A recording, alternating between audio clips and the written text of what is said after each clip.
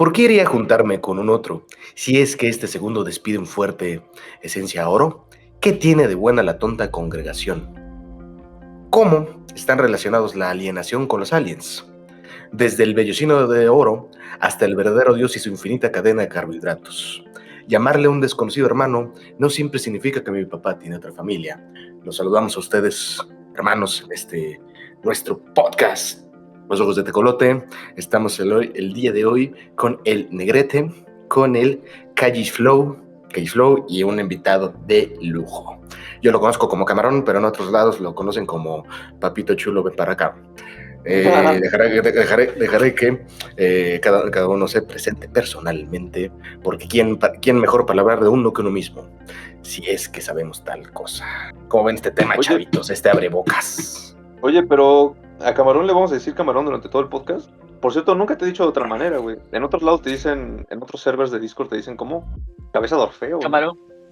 Siempre Camarón. No, ahí me pusieron la cabeza de Orfeo porque no sé, me cambié de nombre y chao.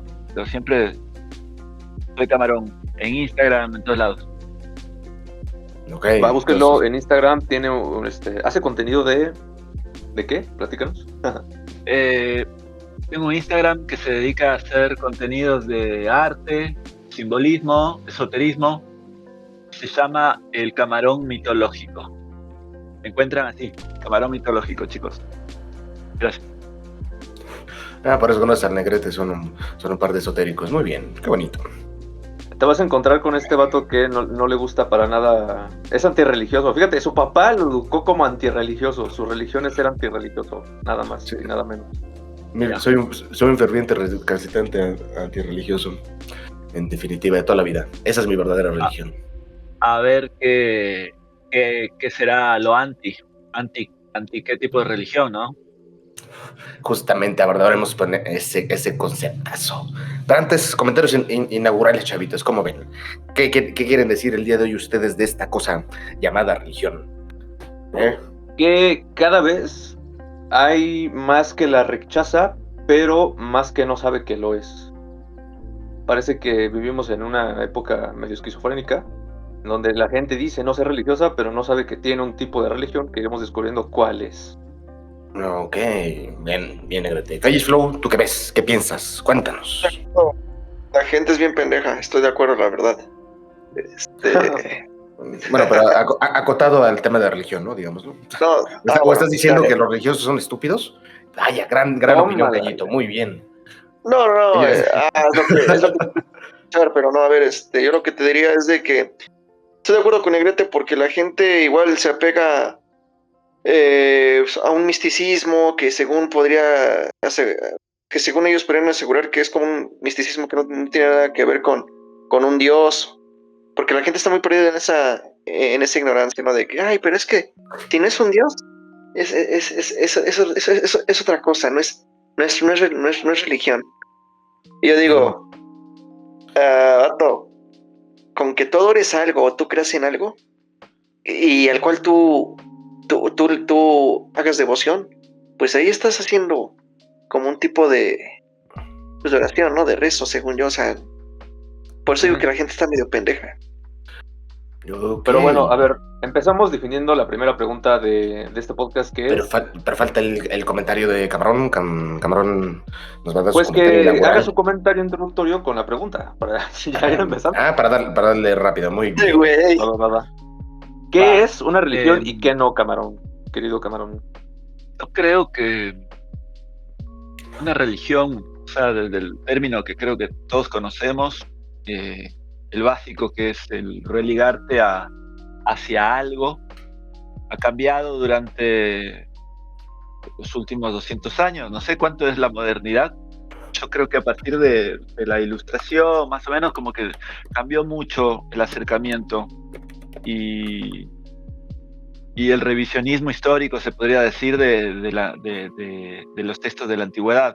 Creo que hubo una interpretación nueva y las instituciones que a partir por ahí del Renacimiento, por hablar de Europa y por la imposición que hubo acá en América, son las que han detentado el control de lo religioso, por decirlo de alguna forma, siempre apuntaron a hacer un seguimiento más institucional.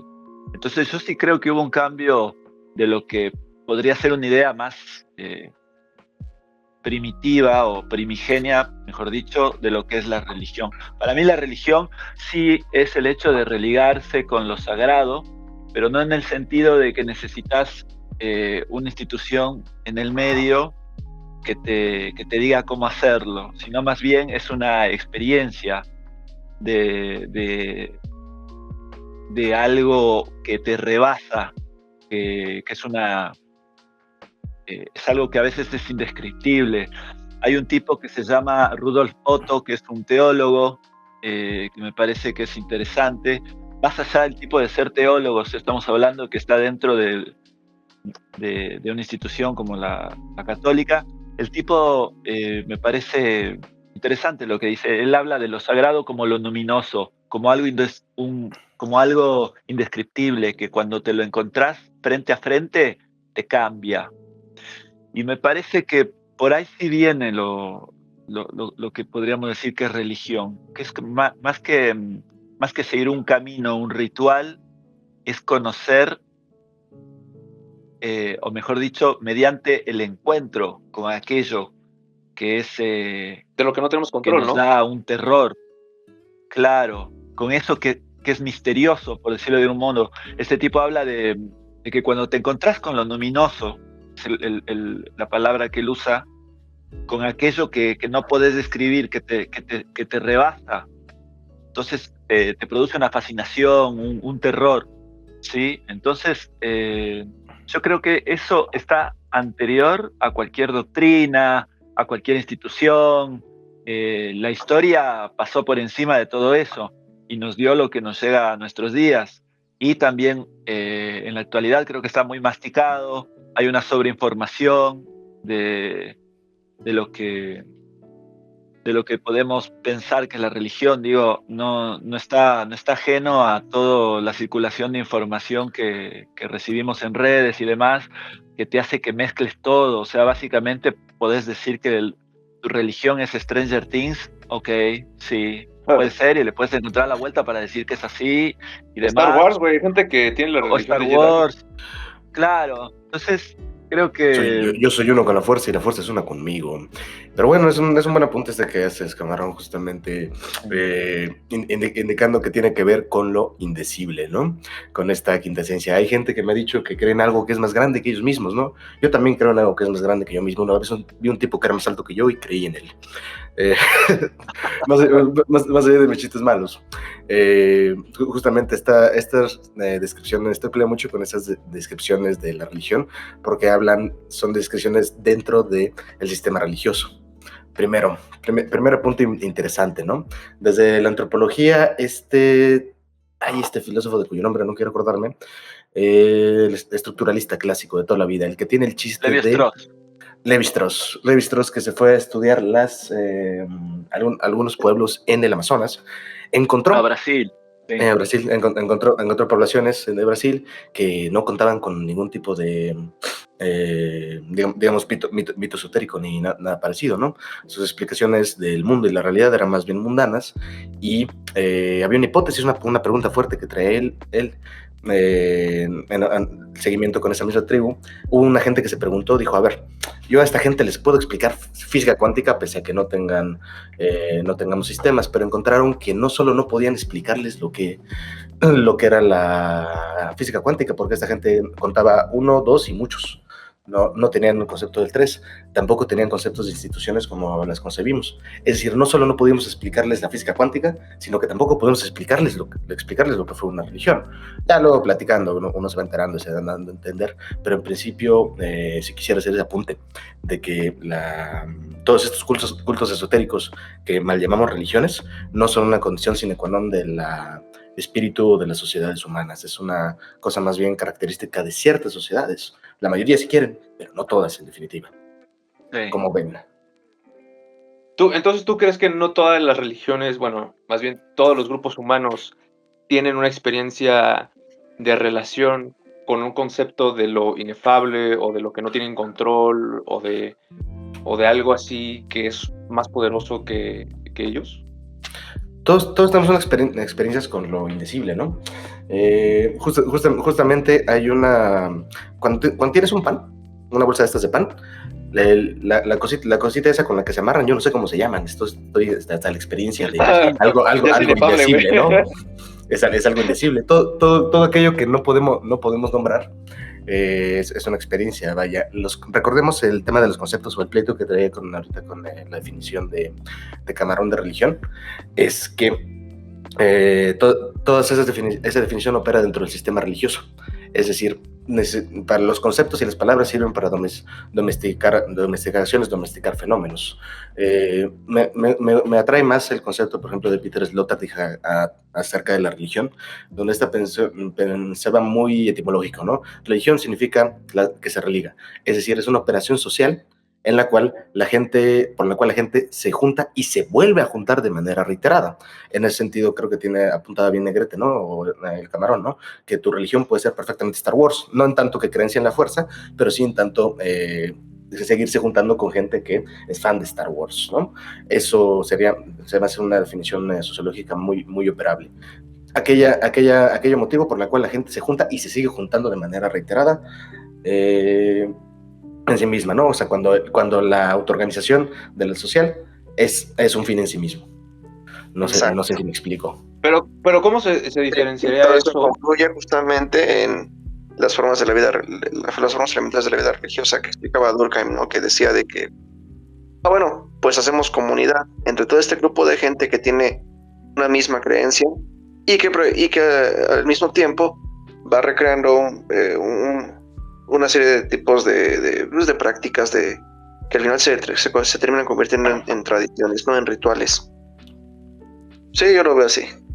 Pero ¿cómo se diferencia eso de lo que dice César, que nos ha dicho en varios podcasts, de un culto esotérico? Porque si bien la religión es aquello a lo que alrededor te juntas, esa juntada, ese grupo de gente con el que tú te juntas, o lo que sea, o la nación, o X cosa, tu etnia, tiene una narrativa en conjunto, y esa narrativa en conjunto se vuelve inevitablemente esotérica para cierto subgrupo de esa congregación.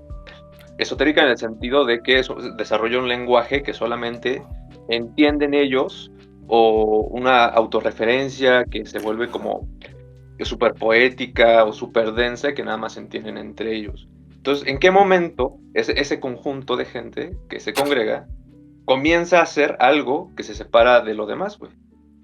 Aquí en Chilangolandia esto suele ser regido por instituciones. O sea, siempre llega un ojete que te impone una narrativa y te dicen, o sea, nosotros aquí, en tanto que mexicanos, Camarón en tanto que argentino, hubo una institución grandota que les dijo que él era argentino y que ser argentino significaba unas cosas sí y otras cosas no. Esa impronta cultural hace que simplemente se favorezca la reproducción social. Siguiendo a Luhmann, recordemos que ¿cómo se dice? La comunicación comunica. Es decir, y comunicación no es lo mismo que entendimiento. La gente quiere seguirse comunicando y hay improntas de códigos. Esto es un ejemplo que puede ser cualquier persona en un salón de clases o en un salón con muchas personas. En una línea, traten de decir todos los de la línea derecha una canción que sea poco conocida. Y en la otra línea traten de pasar una canción conocida. En el caso de México, Cielito Lindo. En el caso de Argentina, me falta cultura como para decir qué canción sería ahí una canción que... La marcha peronista, ¿no? La marchita. La comparsita, podríamos poner eso al otro lado y veremos, demostrado científicamente, que aquellas canciones que son conocidas por una cultura, esta información avanzará más rápido en la línea de la canción conocida que en la línea de la canción no conocida. ¿Por qué? Porque la comunicación comunica. En ese sentido, ¿por qué existen estos cultos esotéricos y todo este endolenguaje dentro de esos cultos? Pues básicamente por impronta. Y esa impronta no siempre fue educada. Ya lo sabremos en la conquista. Hay que traer un español para apedrarlo. Yo creo que la narrativa, ya sean los mitos fundacionales de las naciones que tenemos, lo que nos hace ser quienes somos, en nuestro lugar de origen y demás, son una parte de, como dice la palabra, mitos, pero solo llega la parte visible del mito, lo que es lo exotérico, lo que te habla de qué sucede, cómo se dan los acontecimientos fundadores. Siempre un mito es un acontecimiento fundador de algo, pero no siempre me parece que eso te permite tener acceso a lo que significa eso. Eso sí creo que es un trabajo más de, como decía Negrete, de las... puede ser dentro de los mismos grupos de minorías que pueden tener acceso al significado de los mitos como tales, o a veces ni siquiera eso, simplemente pueden interpretar un poco más que los demás. Yo creo que tanto en la religión, en las religiones más conocidas y más proselitistas, como las que tenemos nosotros a mano, estamos vivenciando rituales todo el tiempo, que es algo muy, muy básico y fundamental de las religiones, ¿no? O sea, ser parte de un ritual. Ahora, si vos te pones a pensar qué tanto entendemos de lo que está sucediendo en el ritual, yo creo que todos reprobamos. O sea, vamos a misa porque es algo cultural que por ahí se transmite generación tras generación. Digo, fue la abuela de mi abuela, fue mi mamá, me llevó, y posiblemente le lleve yo, si es que soy feligrés, a mi hija, hijo. Pero voy al acto de misa y es una celebración y demás, pero no accedes al contenido de lo que realmente significa. Cuando te dicen en el momento de la Eucaristía que es un sacrificio, ¿realmente estamos comprendiendo que es un sacrificio? ¿Qué se está sacrificando? ¿Se está muriendo? ¿Para qué se está muriendo? Son cosas que, viste, por más que también estudias a veces Duda técnica, religión y demás. la Eucaristía es cuando te comes la galleta esa, ¿verdad? Es que yo... Claro. ¿Sí? ¿Es eso? Demás. Sí. Sí. Okay. Y demás, y por ahí no llegas tampoco al significado. ¿Por qué? Porque quizás puede ser que institucionalmente no hay la necesidad de explicarte cada cosa realmente lo que significa, y yo creo en lo particular que más allá de eso, inclusive se perdió eso de saber de dónde viene eso. Quizás porque muchas de las tradiciones no son fundacionales, sino que provienen de otra cosa que está más atrás. En un punto se pierde en el espacio y en el tiempo la raíz de muchas cosas que se hacen en los rituales. Pero, güey, Entonces, te digo algo. Yo creo que a mucha gente le gusta no saber. Por ejemplo, sí, a la mayoría. era muy popular el querer seguir dando las misas en latín a pesar de que la gente no hablaba latín. Y incluso la gente se empezó a quejar, hay documentos de esto, de que cuando la misa se empezó a dar en la lengua vernácula, por lo menos en Europa, no en América, la gente quería volverla a escuchar en latín, güey. Porque se sentía como más místico, se sentía como que algo, esa cosa que se te escapaba, estabas más en contacto con Dios. Entonces yo creo que también hay cierto gusto por no saber, güey. Está bien verga, la verdad, es latín. Güey, pues justamente el participar de un ritual, o sea, digamos, hay que aproximarnos al ritual, me parece interesante. ¿Qué es un ritual? Aparte de que es una muletilla que les encanta usar a los antropólogos, güey, cuando no saben explicar un vestigio que encuentran. Un acercamiento puede ser decir, es algo que es aparentemente inútil, ¿no? Poner frente a alguna estatua agua o comida o lo que sea, pues para... Esa pregunta, eso que vos decís, ese término es re interesante. Aparentemente inútil. Yo creo que un ritual te transforma. Entonces es de las cosas más trascendentales y útiles que puedes encontrar en la vida. Si lo repetís todos los domingos y esperás que todos los domingos esté renovado, transformado, eso ya, viste, entra dentro de la categoría de lo que vos decís, que bueno, es aparentemente inútil, y más que tener la funcionalidad que le podrían dar desde la antropología a lo que es ritual, se transforma en una repetición, un acto que confirma, sería algo que es parte de tu cotidianidad, que entra en otros circuitos también de significación. Digo, nosotros en esta sociedad que tenemos, ¿qué hacemos? De lunes a viernes te enseña que hay que trabajar, tenés que laburar, tenés que entrar dentro de la productividad que te exige un sistema para generar ingresos, que luego te van a dar un bienestar, porque el ocio y el bienestar están unidos en base a la consecución de capital. ¿Y qué haces con el tiempo que te queda extra? Lo dedicas para vos, pero no es que no dejas de producir, también estás produciendo. Ir a una iglesia no es simplemente el hecho de asistir a una celebración y qué lindo, soy católico. De alguna forma estás capitalizando algo también. En este caso sería tu fe. Digo, es como que invertís en eso. Ajá.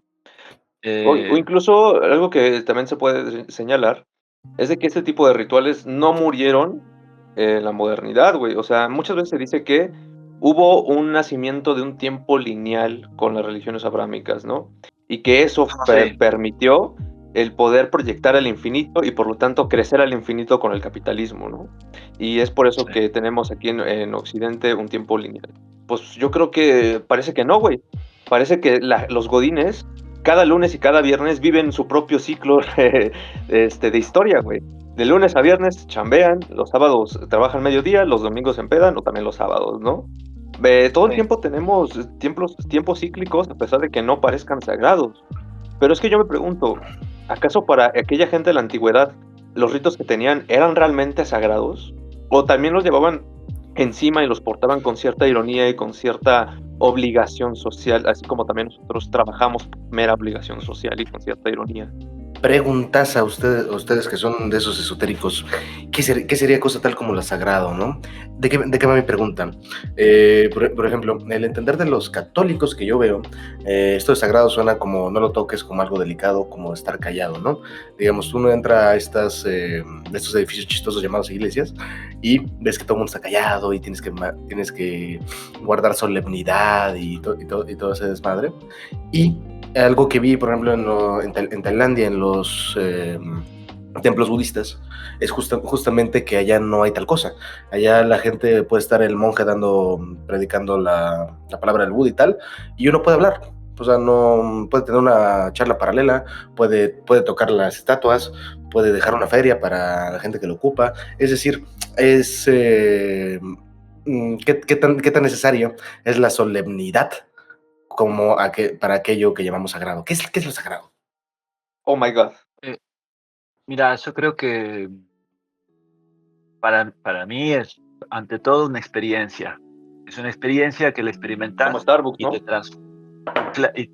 transforma. huevo. Te transforma en una etapa de tu vida. Digo, es algo que permite que se conecte lo que está afuera, que es esto gigante que no sabemos, con tu experiencia propia. Digo, si yo digo, me voy el domingo a la cancha porque es mi experiencia sagrada, hoy en día te lo puedo decir y todo el mundo dice, sí, para mí también eso es sagrado. ¿Por qué? Porque es sagrado ir a la cancha a ver a tu equipo de fútbol, a gritar y a putear al árbitro. Pero la realidad es que eso no te cambia nada, y si se repite, como que te aleja más bien de lo sagrado. Yo entiendo que... Sagrado en esa definición suena como inamovible, ¿no? O sea, se usa el término sagrado como algo que no puede faltar, ¿no? Pero creo que eso no es propiamente lo sagrado, ¿sí? No sé. Claro, puede usarse así. A mí me parece que es algo que, ante todo, no solo que te tiene que producir una sensación tipo de miedo, de fascinación, sino que tiene que producir algo que te transforme. Digo, los rituales... ¿Lo emparejarías con este que... concepto de Freud como el sentimiento oceánico que llamaba él? No sé si estás familiarizado con el concepto. No, pero creo que él también hablaba de lo... ¿Cómo es lo que decía Freud? De lo sublime, ¿puede ser? También está lo sublime lo retoma de Kant. Kant, cuando tiene un texto muy estúpido en el cual habla de los caracteres de las naciones y ya hace una diferencia entre lo bello y lo sublime. Lo bello es aquello que es claro y distinguible. O sea, decía él que los franceses es un pueblo bello. ¿Por qué? Porque tienen formas geométricas, sus jardines son muy ordenados, todo esto, ¿no? Y en cambio los españoles y me parece que los alemanes tenían tenían un carácter sublime, es decir, que tienen en su cultura y en sus espacios tienen muchos elementos aparentemente disímiles, pero todos en conjunto dan una tercera experiencia, una experiencia sublime, ¿no? Básicamente lo que se escapa de su capacidad estética es sublime. Pero Sí, te digo digamos, algo, yo no creo que lo sagrado tenga que ver con la interioridad, güey. Mira, hay algo que tal vez, que era lo que quería retomar revisando los antiguos, que es que a los antiguos no les ¿cuáles importaba, antiguos?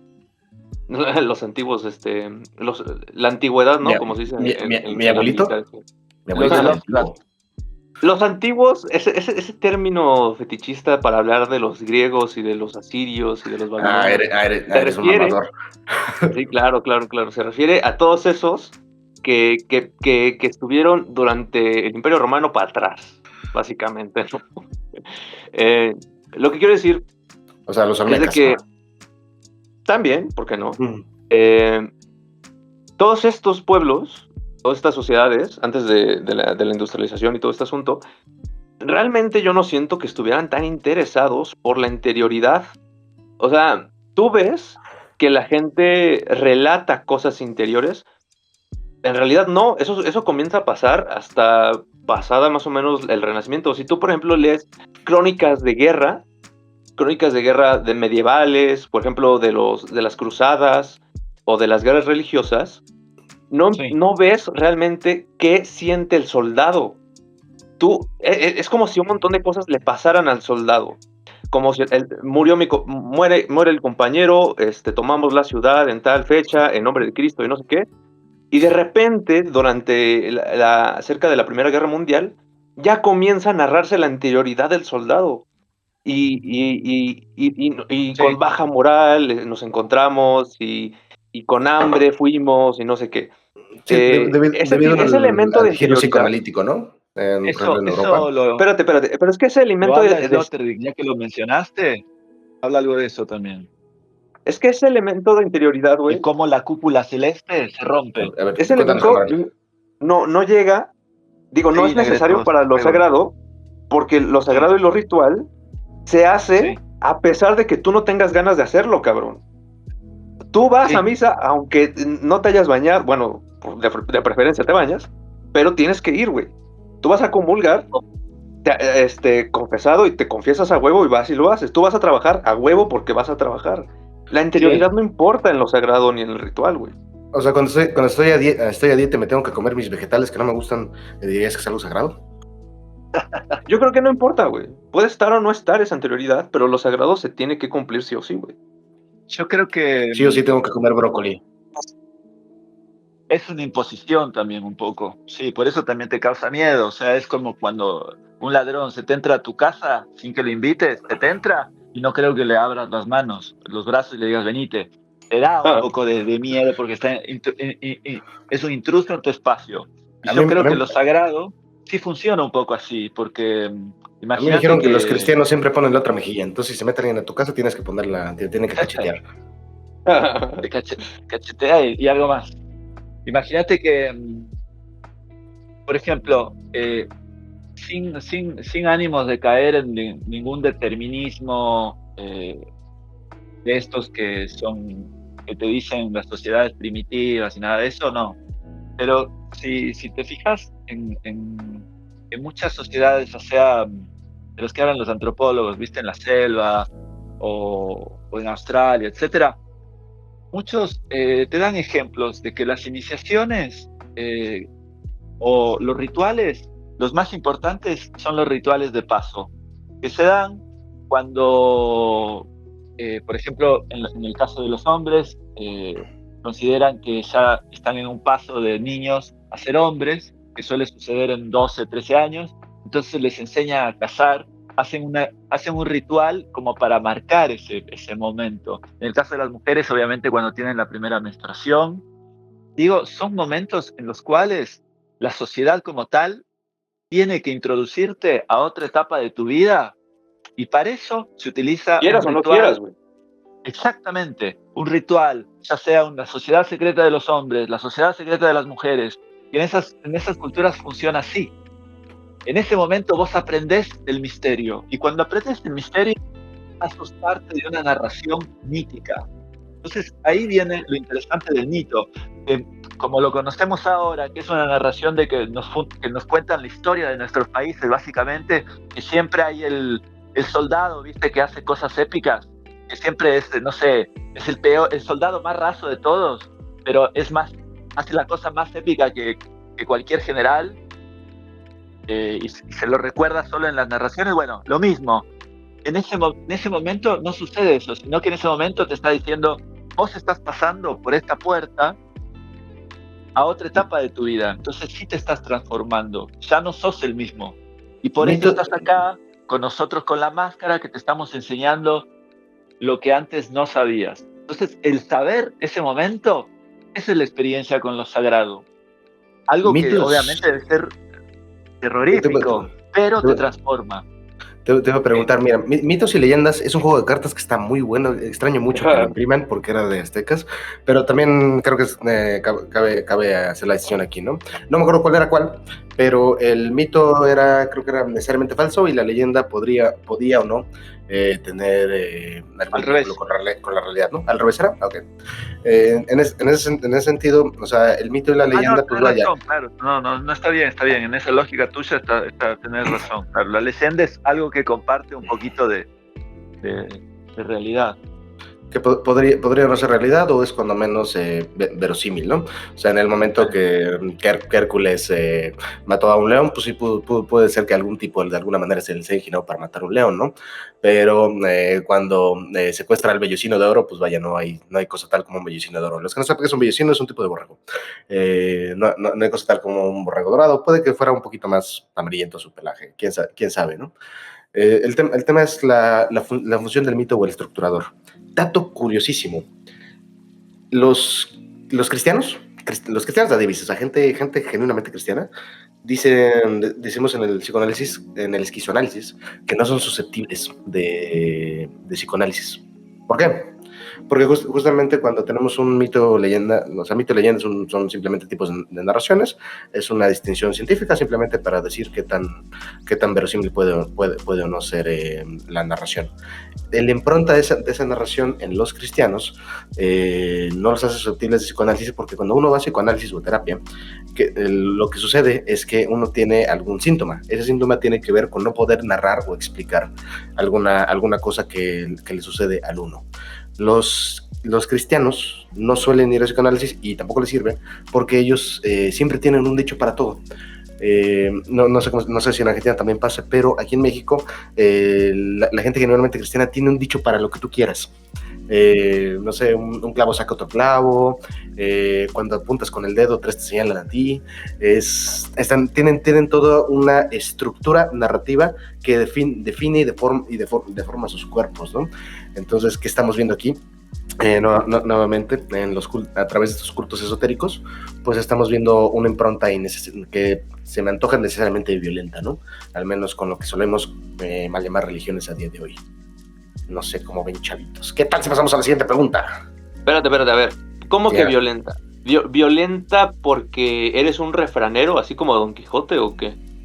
No, porque digamos, todos estos dichos, explicación religiosa, ir a misa, todo esto, es una impronta que no es voluntaria, como decían ustedes hace rato, ¿no? O sea, y de ahí va la acepción de sagrado, ¿no? Sagrado como una cosa inevitable. En cambio, lo sagrado no necesariamente era inevitable, sino más bien como contextual.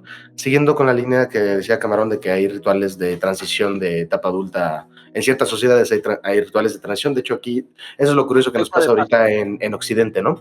Que no tenemos un ritual de transición. Ahorita los millennials sufrimos mucho de eso. Somos como niñotes, ¿no? O chavorrucos, claro, cosas así, porque no tenemos un ritual de transición. No hay cosa que nos lleve a hacer el cambio, ¿no? Se podría pensar negativamente, se me antoja, que tiene que ver con dinero, ¿no? En el momento que te puedes comprar una casa, mantener una familia y cosas así, se me hace como ese ritual de la adultez, ¿no? O la autonomía. Nunca te graduaste adulto ahora. No, digo, para pasar de chavo a adulto se supone que tendría que ver con eso, ¿no? Pero cada vez se dibuja más, güey, con los pinches adultos que andamos jugando Pokémon, güey. Que por cierto, güey, está muy bueno el ZA, güey, lo ando jugando, está buenísimo. Pero Eh, avanzando en la conversación, hablando sobre este asunto, la gente suele rehuir del término religión y comienza a preferir llamarse espiritual, ¿no? Entonces aquí sí sería verosímil la pregunta, y es de que, ¿en qué punto un sistema de sentido deja de ser espiritual y pasa a solidificarse como religión? ¿Y dónde traza la línea de poder? Entre paréntesis, como no es una religión, es decir, existe en efecto esta imposición de la religión y mucha gente trata de escapar de ello, autodenominándose como irreligioso, no practicante o espiritual, ¿no? Entonces, ¿en qué momento alguien deja de ser religioso para ser alguien espiritual? sería una buena pregunta, ¿no? ¿Cuál es la diferencia entre religioso o espiritual, ¿no? Traíamos ahorita dos conceptos, ¿no? El que traía el camarón, de aquel vínculo con todo lo que es más grande que nosotros. Digo, que se va basado en la experiencia del mundo. O sea, uno está en el mundo y entiende que el mundo es más grande que él mismo. Yo una vez vi un tipo que era más alto que yo y que no es difícil, soy chaparrito, entonces hay cosas que son más grandes y escapan a mi percepción. Sin embargo, hay alguna manera de amalgamarlo. O la definición de Sloterdijk, como esta cosa que hace que la gente se junte de manera reiterada, ¿no? Si tenemos a religión en un concepto muy científico, pues veríamos que básicamente es indistinguible la espiritualidad de la religiosidad.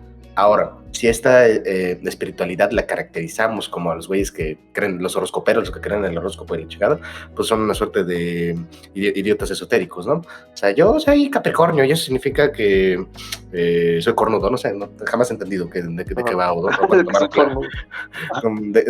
Jamás he entendido de qué va eso de los horóscopos. No sé por qué la gente cree que sabe cuando dice, como eres cáncer, significa que eres de la verga, o no sé. No sé cuándo fueron esa clase, yo me la salté, la verdad. Sí.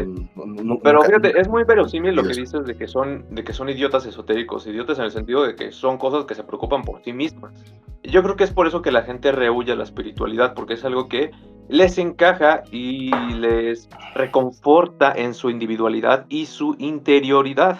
Es decir, no se les impone algo desde afuera de manera inefable, de manera disruptiva, de manera transformativa, sino que estos idiotas esotéricos, es decir, gente que nada más se preocupa por sí misma, crea narrativas autoconsoladoras, entonces trata de buscar estos cálculos cabalísticos, estas figuras que dicen de todo como si fueran figuras de Gestalt, que les validen sus sesgos cognitivos. Y yo creo que en ese sentido es peligrosa la gente que comienza a girar a la espiritualidad, por lo menos al estilo New Age moderno que tenemos hoy, ¿no? Yo creo que ahora que mencionaron a Sloterdijk, es interesante que, la verdad que no leí mucho de él. Leí Esferas y alguno que otro, que me parecieron increíbles. El tipo, según recuerdo, hacía un análisis morfológico de cómo las culturas fueron cambiando a través de las imágenes que mostraban. Entonces, si bien al principio la mayoría de culturas, según el tipo, mostraba una imagen de algo completo, como la imagen del huevo cósmico, que tenía la esfera celeste encima. Eso cambió en algún punto en la modernidad y dejamos de tener esa protección de alguna forma de lo de arriba. Entonces hubo un desarrollo también tecnológico acorde, y con esto nació algo muy interesante de lo que ustedes también hablaban, que es la interioridad, y nuevas formas de habitar al mundo sin esa protección de arriba. Pero según el tipo, siempre estamos como tratando de emular, de recrear esa protección primera, que en términos de Sloterdijk básicamente es el vientre materno. El tipo habla de eso, de que siempre queremos recrear en una sensación de bienestar que nos recuerde la panza de nuestra mamá. Entonces nos buscamos situaciones atmosféricas que nos lleven a eso. Por eso es que el siglo pasado no solo hubo un trabajo de eso en lo que nos rodeaba, digamos nuestras casas, el aire acondicionado, la calefacción, formas de emular lo que sucede afuera, pero en nuestra interioridad. Y también un cambio a nivel interno, de de preguntarnos por cosas que antes no nos preguntaban. Si ya sabemos que Dios no está afuera y no nos va a solucionar nada, entonces tengo que buscar adentro mío a ver qué hay. Psicoanálisis, reflexiones sobre uno mismo. Yo creo que las mismas búsquedas de New Age y todo eso nace en una parte por un desencantamiento lógico de que las soluciones tradicionales, dígase, las religiones, que eran las instituciones que estaban destinadas a solucionarte esa parte de la vida, no te lo pueden dar. ¿Por qué? Porque son instituciones históricas y su dogma no viaja a la misma velocidad que viaja la cultura. Entonces se produce un desfasaje. Entonces todo ese grupo de gente que no mira a un lado, porque también puedes optar, decir, ya, esto no me importa, yo voy a iglesia, dame la misa en latín, no quiero entender, me gusta cómo suena, y está todo bien, Ajá. es lo único que yo necesito en mi vida. Uy, está buenísimo para dormirse, echarse una jetita ahí mientras el otro habla en latín. Sí. Ufa. Pero otro tipo de gente dice, no, pero yo sí quiero algo que me resuelva, que me resuelva esto. O sea, ahí viene una palabra mágica. Quiero algo que resuene con mi búsqueda interior. Y ahí aparece una parafernalia de cosas que están dando vueltas, que muchas por ahí pueden ser posta y otras pueden ser una bastardeada New Age de la resaca histórica de lo que quedó. Ajá. Y ahí sí me parece que surgen cosas que se puede, que no sé si está cercano a lo religioso. Ahora, si tiene que ver con lo espiritual, yo creo que sí, porque al fin y al cabo son cosas que les da bienestar a las personas. Entonces, dentro de eso, no sé si está mal. Yo, porque, digo, me interesa más el tema de las tradiciones, de seguir un camino, de descubrir el significado de ciertas cosas, de entenderlas. Digo, para mí no ese es el camino. O sea, eso no me resuelve nada, me está confundiendo más. Pero yo creo que mucha gente por ahí encuentra esa paz perdida socialmente en un momento a través de leerse un horóscopo, ponele. El horóscopo te dice, hoy vas a estar bien. Y aunque el diario del 2004 diga lo mismo, que ya eso ya se dijo, por ahí la gente calculo que le hace bien, no sé. Capaz mira, Camarón, yo creo que por argentino tú no lo sabes, pero lo que está mal es un guiso que tiene que ver con elotitos y es una masa como de maíz y viene envuelto en una hoja de elote, ¿no? Yo no sabría decir si estos esotéricos están bien o están mal. No sabría. Al final, yo en la universidad era esa gente de la chingada, sigo siendo esa gente de la chingada, que había grupillos de religiosos, ¿no? Gente que se congregaba ya a leer la Biblia y a usar cantos y no sé, muy estereotípicamente católicos o cristianos. Nunca sigo sin saber cuál es la diferencia entre uno y otro. Y ya está, y yo dije, no, la universidad es un espacio de razón. Aquí todas las sombras deben alejarse, ¿no? Entonces iba y me peleé con esa gente. Y ya estaba la chica, estaba hablando de la Biblia, me quedaba con esa gente hablando 2-3 años hasta que le sacaba su vena más intolerante, porque llegas, güey, y con esta gente y bien felicita, ¿no? Y te dice, ay, sí, hermano, no sé qué, y hermano, ¿de cuándo acá mi papá tiene otra familia y tiene un hijo tan feo como tú, ¿no? Me preguntaba yo. Y la siguiente pregunta que hacía con esta gente es que los hacía imputar tanto que llegamos a ese tema donde ya le salía su vena intolerante, ¿no? Su vena anti-LGBT, su vena, todos estos discursos de odio, ¿no? Que suelen amalgamarse en esos esotéricos. Pues mira, esto de la estespiritualidad también me sirvió ahorita el viaje que hice a Japón, porque ahí tienen una cosa interesante, tienen rituales budistas y sintoístas, están de repente como medio mezclados o sincretizados. Los japoneses cuando van al templo budista, ellos van a morir, y cuando van al templo sintoísta van a vivir. Por ejemplo, se dice a los japoneses, ¿no? Ellos nacen sintoístas, pero mueren budistas. Simplemente la lógica en la cual del acceso a los espíritus como estas entidades incorpóreas que participan del mundo, el resto de los japoneses va así. Tú llegas al templo sintoísta y tienes que aplaudir porque el espíritu sintoísta es como invisible y tienes que llamar su atención, ¿no? Es como, ponme atención, ¿no? Que se me hace muy cagado. Y dan la vuelta y tiran una moneda. Y cuando van con Buda, no tienen que aplaudir porque Buda está claramente ahí, y ahí lo vemos, y no hay que llamarle la atención, él está en todas partes, ¿no?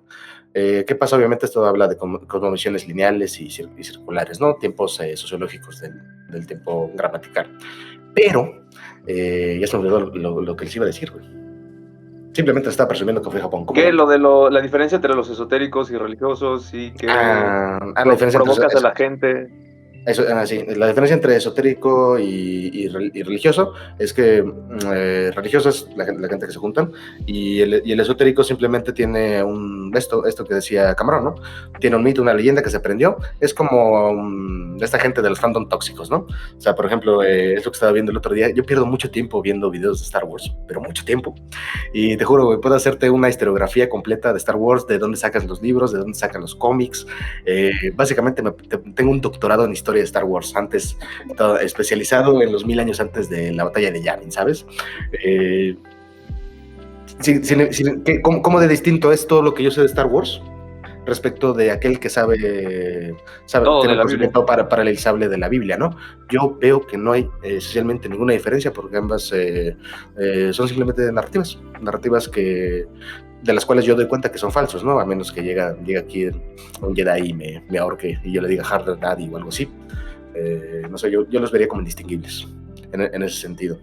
En cuanto no se refiere a una interioridad, güey, porque, por ejemplo, tú puedes tener Star Wars como entretenimiento, pero a mucha gente realmente no le resuelve una interioridad. Hay gente que se entretiene con la religión. Mi abuela se va los domingos a cotorrear. Sí.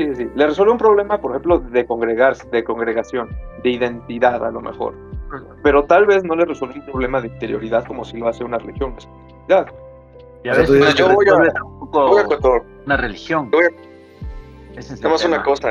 Yo ahorita que me estoy acercando al catolicismo y sigo yendo a misa y estoy en plática de jóvenes. ¿A mi salchicha? A misa, a escuchar al padre. Yo lo que veo, Negrete, es de que pues vas a convivir, ¿no? Vas a hacer comunidad. Al final creo que te sientes en paz, ¿no? Porque yo creo que depende, Negrete, de la persona, viejo. Yo creo que sí puede influir un poco el callito de tibio diciendo que cada quien, ¿no? Maldito callito tibio. Sí, igual tú hace rato con las pinches narrativas, güey. ¿Qué estás diciendo? No. Con las pinches narrativas, pero pues es que, güey, una cosa es lo que pasa en el mundo y otra cosa es lo que le pasa al individuo.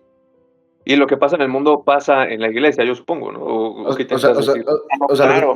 lo que está apuntando Camarón y Negrete es que la diferencia entre mi saber de Star Wars respecto al de ellos de la Biblia es que ellos sí se terminan de sentir bien o se solucionan algo a través del mito religioso. No sé nada de la Biblia, ¿eh? No. Perdón, es que yo asumí que eras católico o algo así, perdón por asumir. Me bauticé, pero tengo otra práctica. Creo que lo religioso... Sí, perdón. ¿Qué eres? ¿Testículo de Jehová o algo así? No, practico el Tao. El Tao, eso está sabroso, ¿eh? Sí, entonces eres un campirano chino. Que yo pensé que eres argentino. Qué interesante. Hace unos años conocí eso y me lo puse a practicar. Y está bueno. Creo que, tipo, en términos generales, es un buen camino para autodescubrirse y empezar a funcionar de una manera consciente, digo, por la vida. Solo eso le pido, digo, no tiene muchas prácticas rituales y nada de eso, sino más bien es súper de autorreflexión, de observar qué es lo que está pasando por tu mente.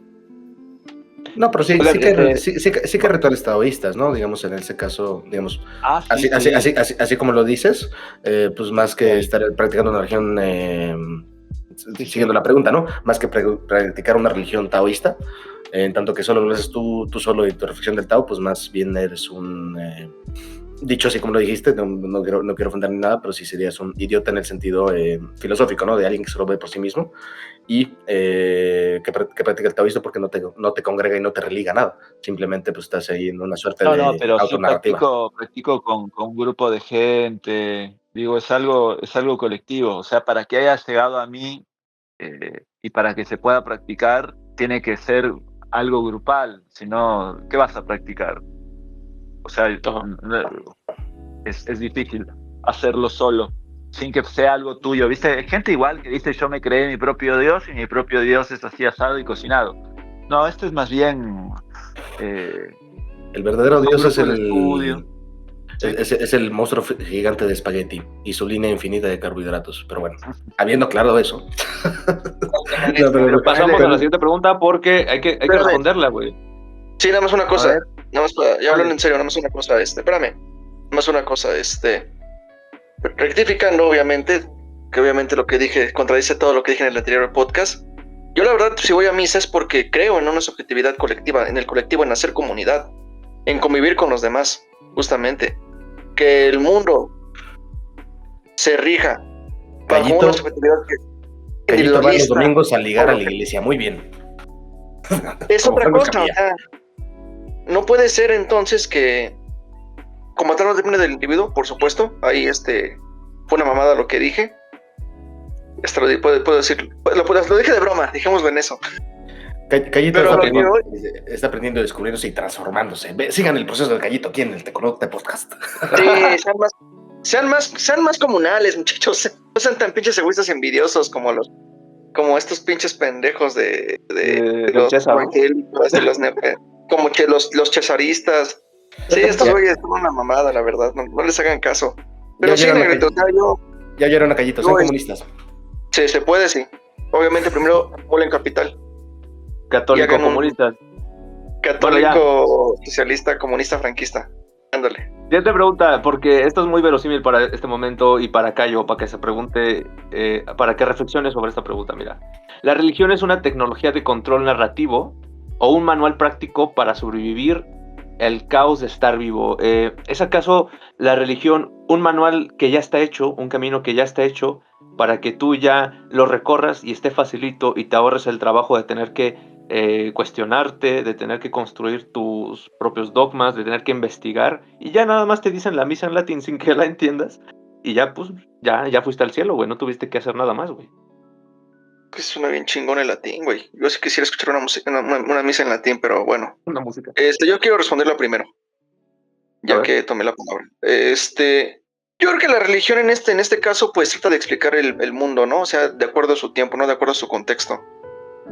No sé, yo lo que me imagino es de que hubo un momento, ¿no? O sea, era un momento, ¿no? Era un ciclo, una época, vamos a dejarlo en una época que la gente, pues, bueno, se regía por comunidades, ¿no? O sea, eran comunidades que se aportaban a sí mismas, que trataban de, en un momento u otro, pues, tratar de sacar las cosechas de los sembradíos, de agradecer pues en este caso, pues, al cielo, a la tierra o al sol, o sea,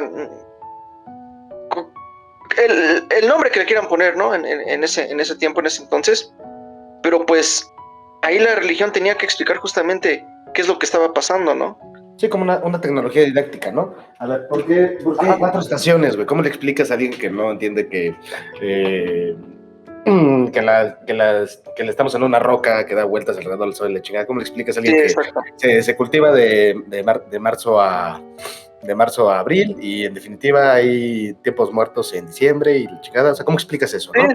Sí, exactamente. Si le das una clase de ciencia va a ser una hueva, pero si les cuentas una buena historia, pues de repente la gente se lo va aprendiendo, ¿no? Justamente pasa con los indígenas o mesoamericanos, que todos sus rituales y sus conmemoraciones tienen que ver con entender el ciclo del maíz, más o menos, ¿no?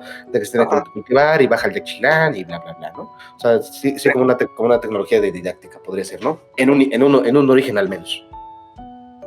Sí, totalmente.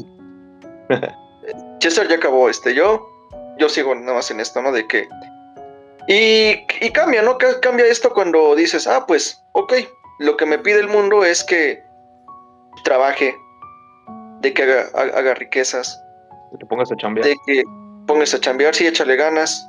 Y eso no Que tiene consigas nada, un no tiene nada coche. que ver no tiene nada que ver con esta otra visión, ¿no? Que mencionaba al principio, ¿no? Como ejemplo, de la comunalidad, de la convivencia, el apoyo mutuo. Es diferente. Entonces por eso se ocupa, ¿no? O sea,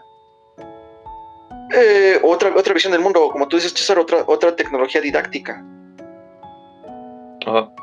O sea, servía en un principio como una tecnología didáctica, ¿no? Para no explicar demasiado o para que la gente recordara ciclos agrícolas o ciclos de calendario o decisiones de estas que para la gestión de un estado son de repente más o menos arbitrarias, ¿no? O sea, digamos, ¿por qué usamos el kilogramo? Que es el invento de la modernidad, ¿no? El kilogramo, el kilómetro, fíjate, porque somos el imperio de la razón y el imperio de la razón tiene que ver con que esto es una parte de un meridiano o algo así, era una medición medio extraña, lo que representa el kilogramo.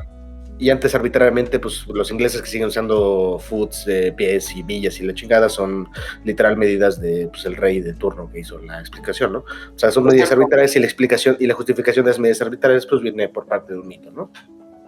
Sí, respecto a esto, hay un personaje muy verosímil para este asunto, que es Ibn Washiyya. Ibn Washiyya fue uno de los pre-antropólogos o protoantropólogos de la Edad Media en el Islam, en la época dorada del Islam o la época dorada del imperio de los califatos, ¿no? Ibn Washiyya lo que hizo fue estudiar a los caldeos. ¿Qué año más o menos?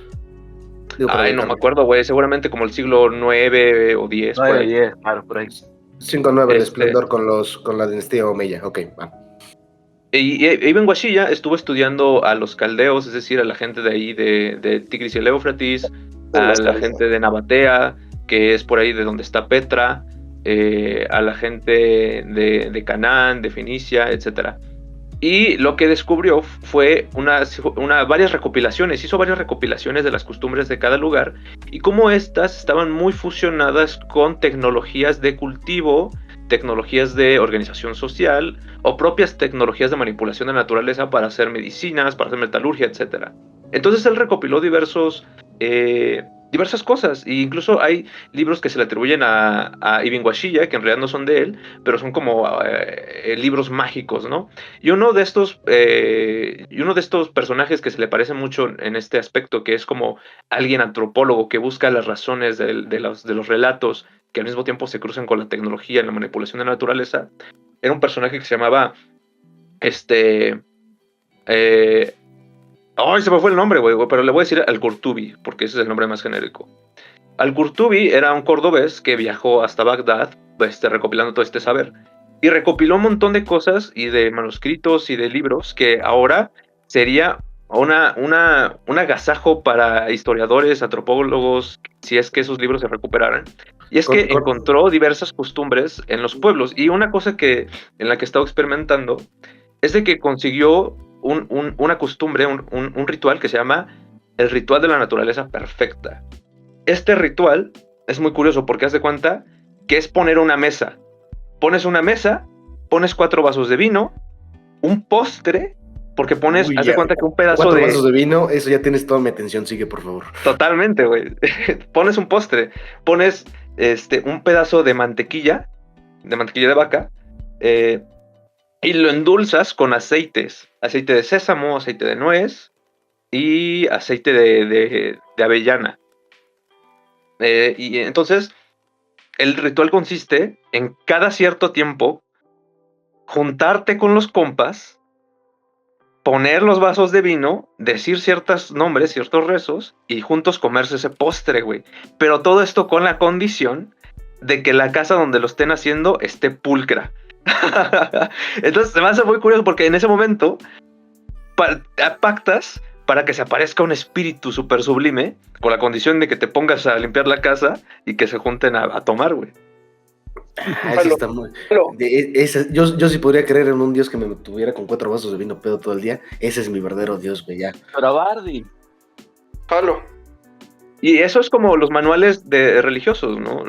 Te dicen las cosas que tienes que hacer y ya te dicen el final y te dan toda la narrativa para explicarte cómo hacer comunidad de manera muy fácil, ¿no? Ahí es un poco como el manual de Carreño, ¿no? Estas normas que de repente no son precisas, Carreño fuera de que todos sus papás lo odien porque los obligaron a seguirlo y a leerlo, de facto lo que nos ayudaba es a domesticar cosas que son más o menos imprecisas. Es decir, si yo me he de casar y he de comprar un anillo, pues ¿cuánto tiene que costar un anillo, ¿no? ¿O qué características debe tener? De todos los anillos posibles naturales del mundo, el señor Carreño dice, mira, tiene que medir tanto, tiene que ser más o menos 7 salarios lo que cuesta, bla, bla, bla, bla. O sea, una domesticación de imprecisiones, ¿no? Y esa domesticación de imprecisiones es la sedimentación cultural, o sea, el saber que aquí en Occidente, o bueno, los que leyeron a Carreño, tienen esta serie de líneas para domesticar. Yo me enteré de eso porque algunas cosas, un chico que era muy listo, era químico acá de esos radioactivos, y me decía, y ese güey rapidísimo lo solucionó, dijo, me tengo que casar, pero no sé nada de eso, se leyó a Carreño y usó Carreño para domesticar todas sus dudas respecto del ritual del matrimonio, ¿no? Y Sí. en tanto que domesticamos todo este tipo de cosas, pues vaya, nadie podría decir que de facto Carreño es un texto religioso. Sin embargo, digamos, los textos sagrados, que sigo sin entender qué es sagrado, por cierto, me parece que son una domesticación de imprecisiones. O sea, y la domesticación de impresiones tiene que ver con, pues eso, resolver una cosa muy práctica, como puede ser comprar un anillo, quién entra primero en un bar, no sé, cosillas de esas que son aparentemente inocentes, pero a los que tenemos TOC y ansiedad, güey, nos gusta saber, güey, ese tipo de que cosas. por cierto, esta conversación ya está preparada para la cuarta pregunta, que es, ¿la modernidad realmente erosionó la religión o solo la fragmentó en nuevas formas difusas, privatizadas y aesthetic friendly, güey? Porque como bien vemos, se nos impuso, por ejemplo, este ritual del anillo. El regalar un anillo y que cueste tanta cantidad de dinero es un asunto de marketing, güey. Es un asunto que no existía antes. Se fabricó para que la gente tenga esas costumbres y viva de acuerdo a esas costumbres, güey. Entonces, se hizo una ingeniería religiosa, aunque no se le diga religiosa por meras razones semánticas, es religiosa en tanto nos religa, ¿no? Como hemos estado viendo. Ok. La modernidad. Habría que ver de cuándo acá es la práctica del anillo y de dónde viene. Creo que si tiramos del hilo ese encontramos cosas re interesantes. Tiene que ver, por ejemplo, que me gusta leer, que es Calazo, habla de que en los griegos, por ejemplo, el anillo está ligado no solo al compromiso marital, sino también al sacrificio. Como que para ellos no se distingue mucho el sacrificio de la nupcia. Por eso van juntos. El tipo pone de ejemplo que la hija de Agamenón, por ejemplo, que hablan en la Ilíada, es sacrificada, ¿no? Como todos sabemos, para que las naves de los griegos puedan zarpar hacia Troya, tienen que hacer un sacrificio para Artemisa. Entonces, el requisito previo es que para hacer este sacrificio ella esté casada. Entonces, como que le ofrecen en casamiento a Aquiles. Uh-huh. Es un tipo que no pinta mucho. ¿Y cómo se casan? Con una guirnalda. Entonces el tipo dice que la relación entre la muerte y el hecho nupcial va junto siempre. Porque de alguna forma, ¿viste? El anillo es algo que te rodea, algo que marca un límite. Está la guirnalda, está ojo con el simbolismo vegetal también. Está lo que les ponen a los que vencen en las Olimpiadas. ¿Cómo se llama? La corona, no sé cómo se llama.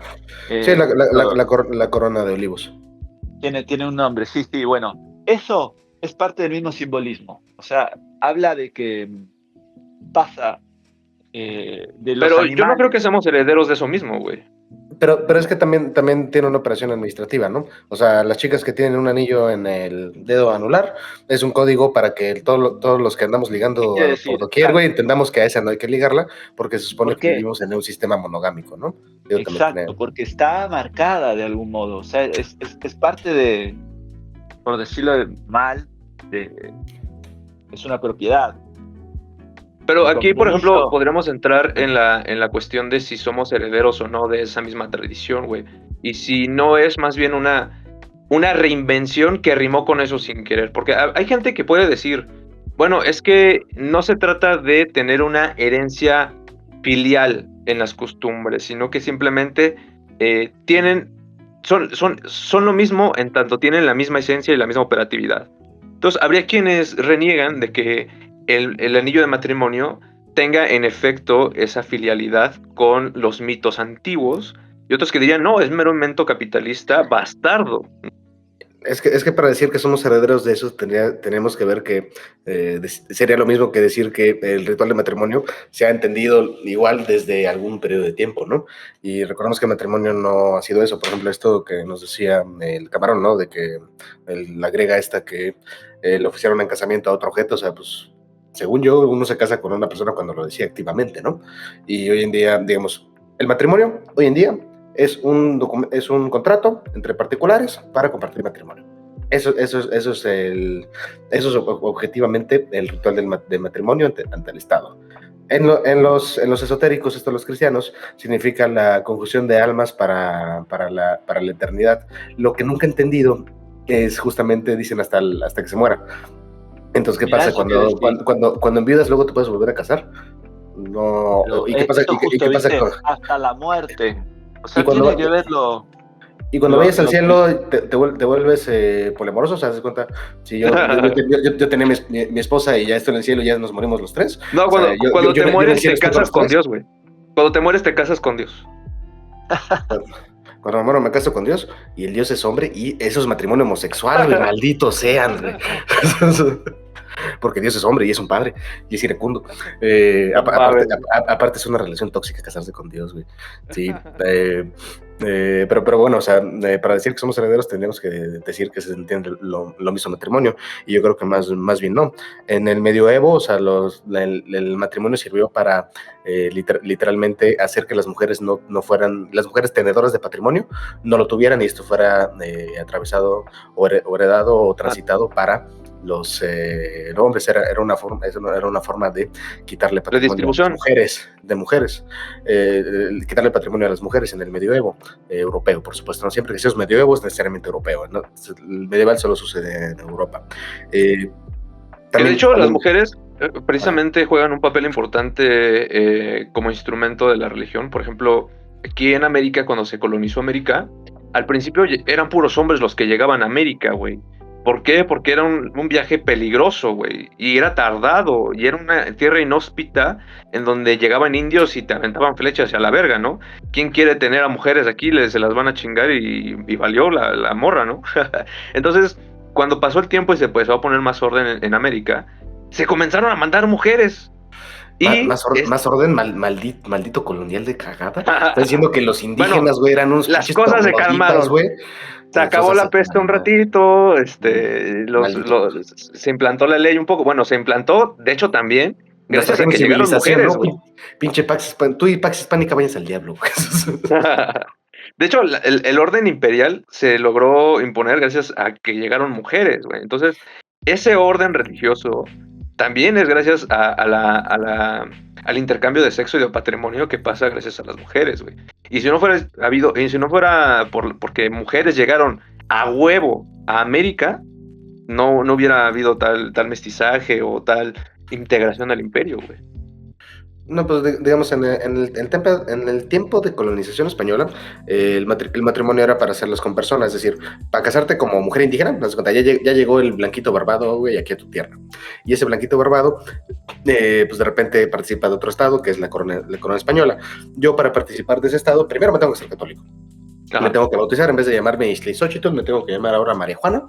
Y después tengo que entrar en conjunción de patrimonio. Recordemos, en ese momento seguían siendo medievales, o seguían las instituciones medievales operando. Bueno, también hay que decir que te cambiabas el apellido con la intención de reclamar antigüedad cristiana. Pero bueno, no era un asunto tan racista, era más bien de nobiliario, pero bueno. No, también era racista, porque pues que chingados me tengo que andar cambiando el nombre, güey, malditos opresores, pero bueno. Bueno, dale. más allá de eso, recuerdan que la institución medieval del matrimonio era para quitar el patrimonio a las mujeres, y aquí había mujeres bien hacendadas.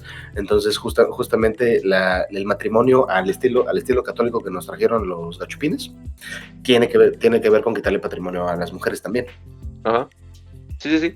Y redistribuirlo también al de la corona, ¿no? Precisamente las mujeres españolas que llegaron era para traer patrimonio español a América, güey. Exactamente, pero más bien ya sabemos que era más como para quitarle a la gente de aquí, pero quinta pregunta de un tema para ya ir acabando. Oye, ¿qué resolvimos de la...? No, pues espera, no abordamos lo de la modernidad, güey. O sea, realmente fue modernidad. O sea, la modernidad no es otra cosa que una iconoclastación del modelo católico. O sea, el católico como aquella religión para todos y que todos somos iguales y más o menos. Ante los ojos de Dios. ¿O el protestante también? También el protestante puede ser. O sea, la modernidad mató la religión, pues no, la iconoclastó, la pasó a otro sistema, la tradujo, más no como con ella, me parece. Sí, claro, es que no hubo fragmentación en nuevas formas y demás. Sí fue una erosión del significado anterior, que ya de por sí venía erosionado, pero yo creo que la modernidad terminó de sepultarlo. Por esto mismo que hablábamos hace un rato de las definiciones que daba Kant, Freud, Hegel también, que tiene libros en los cuales dice que el arte hindú, los tipos estaban repasados por todo lo inmenso de su mente y no podían concebirlo, entonces decidían que sus dioses tienen que tener muchas cabezas, lo cual quizás en este tiempo funcionaba, pero luego hoy por hoy te das cuenta que dijo una barbaridad el tipo. O sea, no entendía nada de lo que significaba el arte hindú, pero obviamente lo miraba con sus ojos, ¿no? Y opinaba porque opinar es gratis. Yo creo que ese tipo de cosas que produjo la modernidad hoy en día, si eso, imagínate, pasaba hace, ¿cuánto tienes que 150 años, no sé cuánto, pero pasaba en ese momento 300 con la años, cantidad mínima de información que tienen, hoy está al 1000%. O sea, hoy sí podemos decir que se pone un loco a hacer videos de YouTube y te puede tranquilamente, si querés, con ayuda de IA, porque está ahí la información, te puede armar algo que tenga como que lógica, un esquema religioso en lo cual el cabeza lógico es un alien, y te lo vende y te lo puedes creer. De hecho, los Anunnaki sirven un poco para eso, vaya. Al final ya vimos que estos esotéricos lo único que hacen son mejores narradores o productores artísticos que otra cosa. Simplemente se arman una narrativa coherente y hay gente que se la come y ya está, ¿no? Con mi novia vimos un video de un tipo que tiene una máscara y hacía un análisis esotérico de los caballeros del Zodiaco. Estaría cabrón, ¿eh? Tiene mucha cosa astrológica y así. Claro, yo me quedé viendo y te juro que, o sea, me dio un poco de bronca porque creo que le faltaba para hacerlo re bien.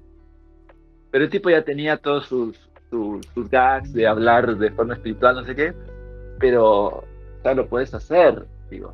Ajá. Te lo propones hacer. Sí, como cuando los cristianos llegaban a Japón y decían que Buda se parecía a Cristo o cosas así, ¿no?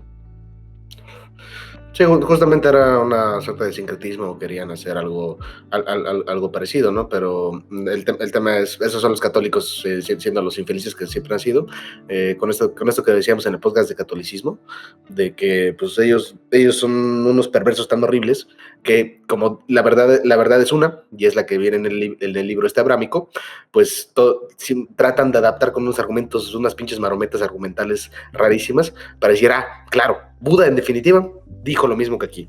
Y pues no. Sí, Claro. y creo que eso es la erosión moderna, ¿no? O sea, el reto que tenemos de ver cómo es que cada cosa parece tener el mismo valor, pero al mismo tiempo no son lo mismo, güey.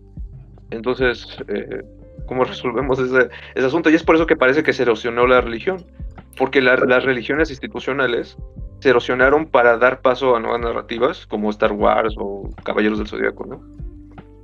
Sí, digamos, estamos en la época del personal Jesus, ¿no? La gente ya no hace comunidad, estamos ante sociedades genuinamente idiotas, porque pues, cada quien ve por lo suyo, y ya no hay como mitos o relatos compartidos, ¿no? El güey de la serie de American Gods, justamente cuando en el episodio donde sale Jesús, en vez de que existe Odín, ¿no? Que es el que acompaña al principal, existe el dios de la media, el dios de las redes sociales, bla, bla, bla, pero cuando aparece Jesucristo, la verdad es que aparecen muchos. O sea, incluso hubo un estudio famoso en Estados Unidos donde dijeron, a ver, dibuja a Cristo como te lo imaginas, y salían miles de cosas diferentes, ¿no? Ujú. Una grande duda va de eso. O sea, yo no veo que la modernidad haya erosionado la religiosidad. Yo lo que veo es que la modernidad simplemente le quitó terreno, porque antes, ¿qué pasa? ¿Cómo surgió el medioevo en Europa? Aquellas funciones que hacían el Estado romano, lo pasó a hacer la Iglesia. Es decir, la Iglesia en el medioevo era lo mismo que el Estado, éramos igual que los musulmanes. No hay distinción entre el Estado administrativo y el Estado eclesiástico, o las funciones eclesiásticas. Cuando viene la modernidad, lo único que hacen es quitarle funciones a la institución eclesiástica. O sea, esto de casarse, o sea, está el matrimonio con la iglesia y está el matrimonio por Estado. O sea, le están quitando terreno o funciones a instituciones. O sea, se me hace que es lo único que realmente hizo la modernidad. Simplemente, pues, jalarse su negocio, porque al final, pues, el matrimonio cuesta, todo cuesta. O sea, estaban quitándole funciones a los eclesiásticos. Ajá. Por cierto, hay un fenómeno, bueno, esto lo quiero abordar para la pregunta 5, no sé si ya tienen algo que comentar. Sí, ya, dale. Bueno, pregunta 5. Ser espiritual, pero no religioso, ¿es una fuga del control institucional o una religión sin admitirlo? ¿La espiritualidad sería el padre buena onda y la religión el padre estricto? No sé si ustedes conocen o han escuchado de el Mahdi. Se me hace un fenómeno muy interesante. El Mahdi es un vato ahí medio chifladito que tiene muy buena retórica, güey. ¿Cómo se escribe eso? ¿El Mahdi? ¿Con G? Con H. La J suena como H. Bueno, la J se escribe como H. ¿Y es un tipo actual o es un antiguo? Sí, es actual. Ok. ¿Y ese güey? El vato fundó una religión que se llama la religión de la luz y verdad. No, de vida y verdad. Digo, de vida y de luz. No me acuerdo cómo se llama, es un egiptoamericano. Y el vato trata de precisamente dar una propuesta a este conflicto moderno que dio una erosión a las religiones. Y su propuesta es retomar el bajismo. El bajismo es una religión que tomó las espiritualidades esotéricas y las institucionalizó, güey. Para el bajismo, imagínate que de repente existe el texto sagrado de Marvel. Entonces el bajismo toma el texto sagrado de Marvel y dice, claro, el texto sagrado de Marvel es otra manifestación de Dios. Y toma el texto sagrado años después de Pocoyo.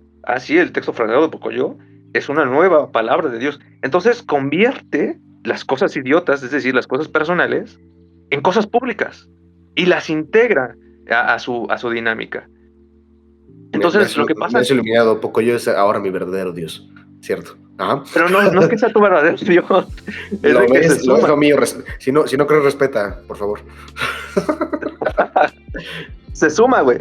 O sea, y entonces eso hace el bajismo. Entonces, lo que hace el Mahdi actualmente es retomar todo lo que pueda, todo lo más reciente que pueda, y te pone una pinche maraña gigantesca de misterio y la lee él. Y esto está muy en relación con los estudios religiosos académicos. Entonces el vato se ve que puede estar a la altura de un religioso académico. Entonces, está esta propuesta, güey. Entonces, el mito del Mahdi es una cosa que está en el Islam chiita, y el Islam chiita dice que Mahoma fue traicionado, y la neta es que sí, güey, históricamente fue traicionado, güey, o sea, le mataron a sus verdaderos herederos, y Mahoma predijo y profetizó lo que iba a pasar con el Islam, y dijo, ustedes van a valer verga porque no van a respetar mi ley, y va a llegar el Mahdi. El Mahdi es como una serie de figuras escatológicas parecidas a Jesús, pero no son Jesús. Entonces, Escatológico, este pues, Mahdi... significa que tiene que ver con caca y así. Escatológico. Entonces estás diciendo que son dioses de mierda. Eso no es muy respetuoso para nuestra audiencia islam. La otra Es de que tiene que ver con la salvación, o sea, con el orden de la salvación. Entonces,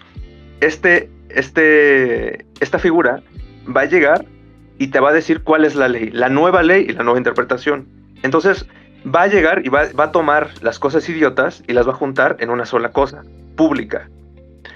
Y eso hace el Mahdi, y tiene un montón de retórica muy seductora, y cada vez está juntando más gente, y cada vez congrega más gente, y ya le metieron gente a la cárcel, porque el vato hace congregaciones de gente, de concentraciones de gente, y ya sabes que al Estado le preocupa cuando mucha gente se concentra, y no es para adorar al Estado, sino a un dios muy raro. Y esta es una de las tantas propuestas que hay en la actualidad, güey. El retomar todo lo que parezca idiota, es decir, propio, privado, esotérico, y volverlo exotérico. Sí, en vez de ser indoesotérico, o sea, de que para dentro de la persona, empieza a ser para afuera, ¿no? Para gente junto, ¿no? Sí. Y una precisión ahí, ¿no? Justamente, qué bueno que tocas lo del Estado, porque el Estado también es una religión. O sea, todo el mundo vamos a la Secretaría de Transporte a sacar nuestro carnet de conducir o lo que sea. Estamos todos bajo una misma ley, más bajo un mismo orden, ¿no? Y en principio, por la iconoclastación católica, somos todos iguales ante la ley, ¿no? En principio, al menos. Esta persona que está haciendo un nuevo culto, pues vaya, estos cultos esotéricos, por eso me niego rotundamente a llamarle religiones a esos locos, a todo ese tipo de locos. Aunque junte de manera enciclopédica todas las cosas que se puedan. Aunque todo mito esotérico tiene que ver con amalgamar todos los elementos del mundo posibles, ¿no? Y hay tantos elementos como palabras existan, quizá.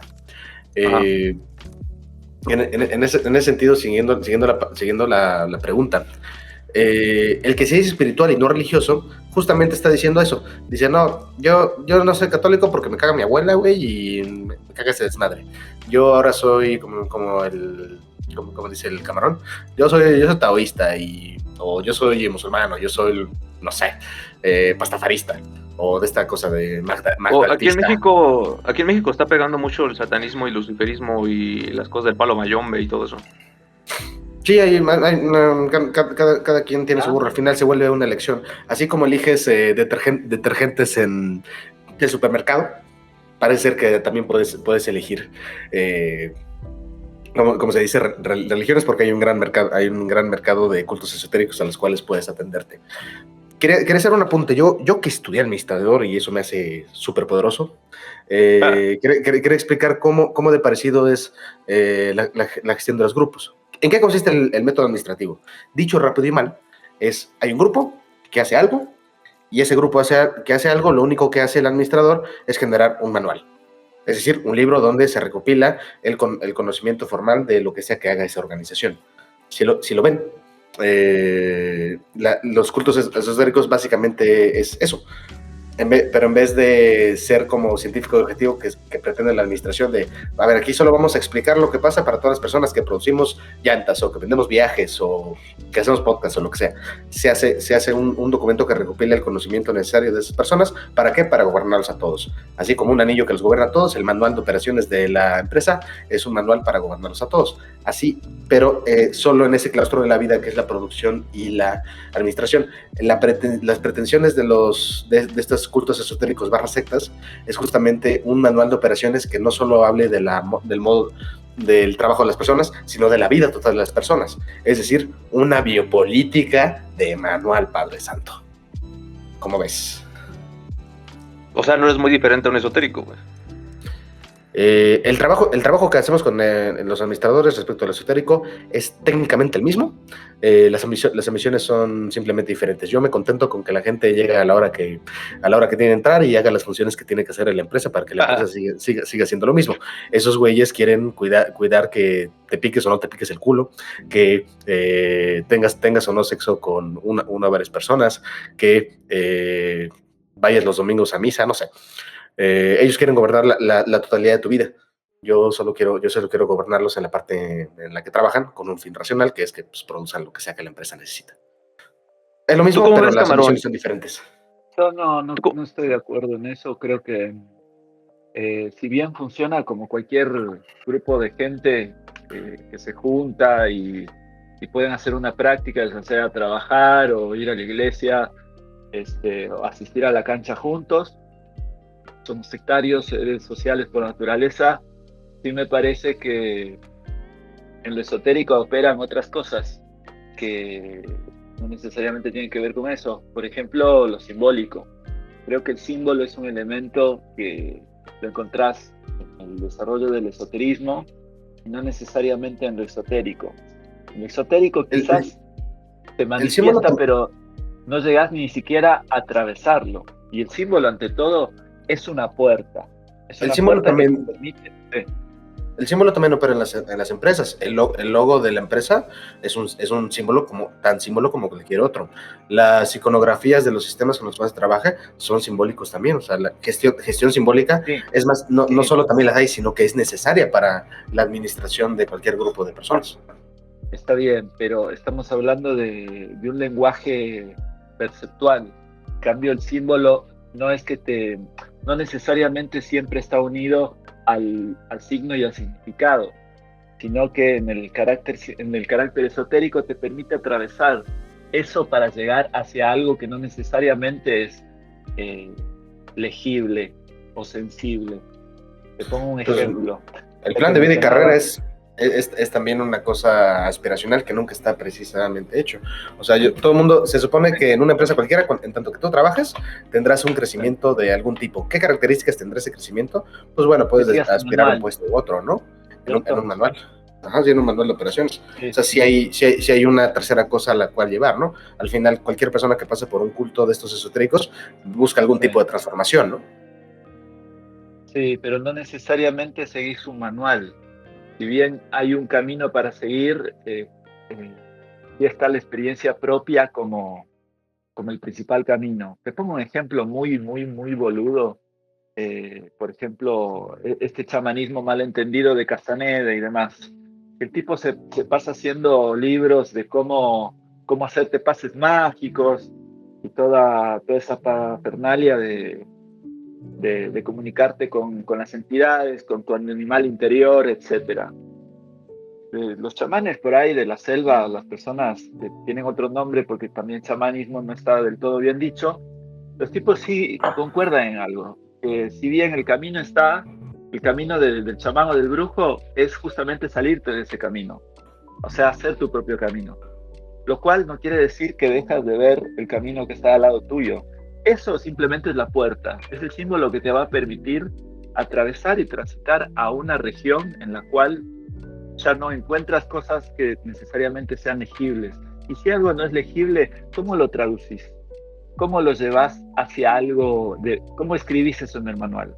Entonces ahí sí juega mucho la experiencia personal y creo que en los ámbitos esotéricos se maneja mucho por eso, en el sentido de que vos lees algo que si bien es un manual, no necesariamente es el camino por el cual vos vas a acceder a ese tipo de conocimiento que te proponen.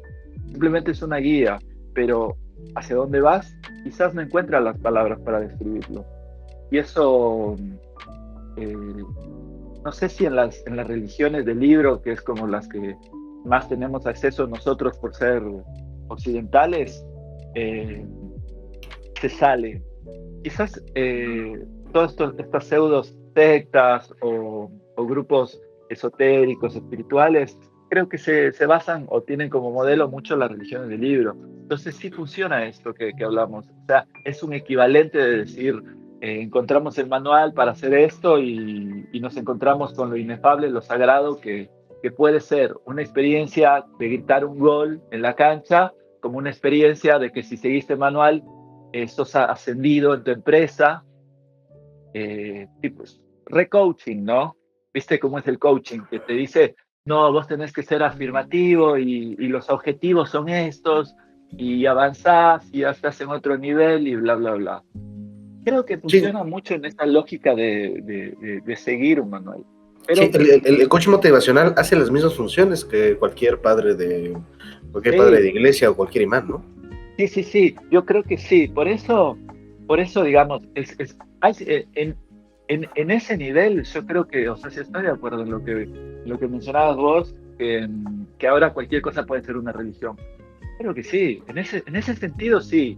Siempre y cuando congregue gente, sigan un manual de operaciones para, en este caso, sentirse bien o sentir una sed espiritual saciada. Ahora, según qué mito, ¿no? O sea, por ejemplo, los cristianos quieren salvar su alma inmortal, el budista quiere ascender al nirvana, el sintoísta, según entiendo, lo único que quiere es no hacer emputar a los demás. Ese es mi entendimiento del sintoísta, y los demás entiende entidades anímicas y no, y pues cada uno con su meta, ¿no? O sea, literal es la zanahoria de toda la vida. El que trabaja en una empresa lo que quiere es o mantener su trabajo o percibir más, ¿no? O sea, siempre hay una zanahoria y una meta. Oye, pero ¿te fijas que el César es un perennialista, pero no del pasado, sino del presente? ¿Soy un penealista? ¿Estás hablando de mi pene? ¿De Magali Chávez? No, desconoces esa palabra. Explícanos a todos los incultos que no estamos al nivel del lenguaje y léxico que tú manejas, Negrete. Pues, a ver, hubo una ambición alguna vez, que empezó más o menos por ahí del Renacimiento, de decir que hay una sola sabiduría, una primera teología, que todas las tradiciones descienden de una sola intención o de una sola sabiduría. La ambición católica, y ¿no? Que todas estas... no, porque esta ambición ha estado presente en varias versiones. Por ejemplo, la teosofía. La teosofía fue un asunto ahí de buscarla. De hecho, contribuyó al nazismo de cierta manera, de manera adyacente, porque lo que hacía el teosofismo, por ejemplo, se iba a los indoeuropeos. Los indoeuropeos son la primera lengua, wow, allí se forjó la primera lengua escrita, que fue el sánscrito. Bueno, en ese entonces se entendía así, ¿no?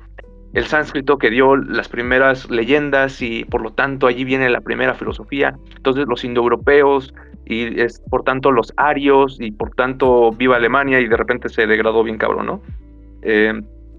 Entonces lo que se intentaba hacer era precisamente eso. Ok, pues claro, porque todo es Brahma. Pues claro, porque todo es Cristo. Pues claro, porque todo es mente y todo eso. Entonces, te fijas que tú estás haciendo como una especie de perennialismo, pero ya no al pasado, sino al presente, güey. O sea, tú no tratas de buscar ese topos uranos. Bueno, sí lo tratas de buscar, pero no en el pasado, sino en el presente. Es decir que, claro, pues esa es la zanahoria, es la chuleta que todos los días nos levantamos a tratar de perseguir.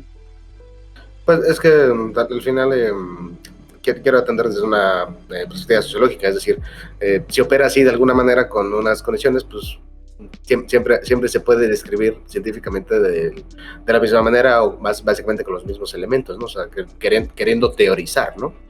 Es a lo que voy o sea, explicar cómo de parecidos son los budistas, los católicos, los taoístas, los que vengan, ¿no? ¿Cómo son de parecidos respecto a qué, güey? Porque hay un marco de referencia en el que tú empiezas a hacer diferencias. O sea, tú tienes un primer analogado. Es decir, la primera cosa, la primera palabra, el primer concepto, el primer fonema. Y a partir de ese fonema tú empiezas a desdoblar todos los demás significados. Y ese primer significado es el primer analogado, y por lo tanto, esa sabiduría primigenia, güey. Esos arios que se te perdieron en el tiempo, güey. No, pero eso es positivismo. O sea, es decir, hubo una religión original, hubo un único origen de todas las cosas. Pues no, la experiencia de la ciencia de la vida nos dice que hay... Pero tú no lo llevas al pasado, güey. Tú lo llevas al presente, a la actualidad operativa, güey. La actualidad operativa, porque pues, si funciona así hoy en día, pues seguramente funcionó de alguna manera parecida al otro, ¿no? Con sus matices, con sus conceptos, con su lo que sea. O sea, lo que estoy tratando de describir es la descripción de eso que llamamos religión. O sea, la función social que estamos describiendo cuando describimos la religión es aquello que hace que la gente se junte y se siga juntando. Y ya vimos que hay elementos, está una mitología, hablemos de empresas o de cultos esotéricos estos, existe una mitología, existe una ambición, porque recordemos, ¿cuál es el sentido de la organización? O sea, ¿por qué uno participaría de un grupo humano cualquiera? Aquí en el podcast, por ejemplo. ¿Por qué estamos hablando entre nosotros? ¿Por qué no estamos más bien grabando nuestras idioteces cada uno individualmente?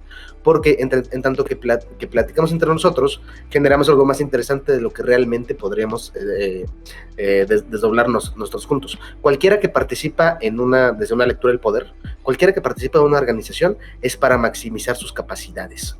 ¿Por qué? Lo que pueden hacer un grupo es muy superior a lo que puede hacer un individuo. En definitiva. Entonces, digamos, ese es el fundamento sociológico de la organización. Todo el mundo que participa de un grupo, participa del grupo porque así maximiza sus capacidades.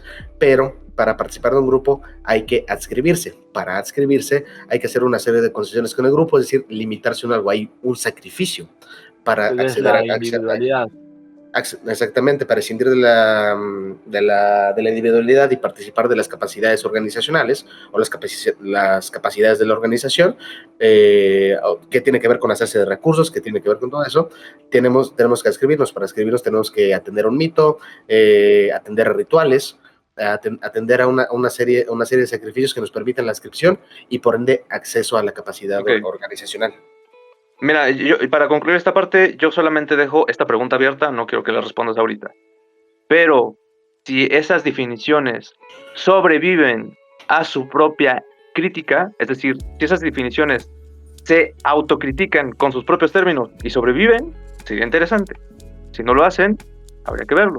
Y hasta ahí lo dejamos. Yo creo que ya vamos concluyendo y vamos dando conclusiones y recomendaciones. Va. Conclusiones. ¿Quién va primero?